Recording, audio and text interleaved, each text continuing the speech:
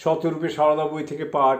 বিষয় শ্রীমা দীক্ষিত কৃষি সন্তানদের দৃষ্টিতে, লিখেছেন প্রদ্যুৎ সেনগুপ্ত। পরবর্তী অংশ।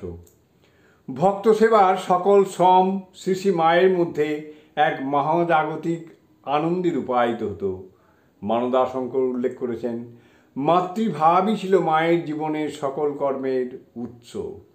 উদ্বোধনে তাঁর সেই মাতৃস্বরূপের প্রতিষ্ঠিতা রূপ দেখেই তিনি বলেছেন, এখন সবই সুস্পষ্ট এবং সেই পরিচ্ছন্ন দৃশ্যমালা হইতে আমাদের মনে মার যে পরিপূর্ণ ছবি ফুটিয়া ওঠে, তাহাই এখন আমাদের দেখিবার ও বুঝিবার সর্বপ্রধান বিষয়। ছবিখানি অপরূপ। মা এখন মুক্ত হস্তা, জগৎ তারিণী মা।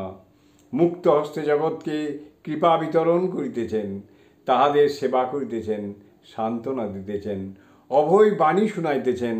মা ভৈ, মা ভৈ, এই মহাভাব তরঙ্গে চারিদিকে প্লাবিত করিতেছেন। জননীং শারদাং দেবীং রামকৃষ্ণং জগদ্গুরুং পাদপদ্মে তৌ শ্রিত্বা প্রণমামি মুহুর্মুহুঃ।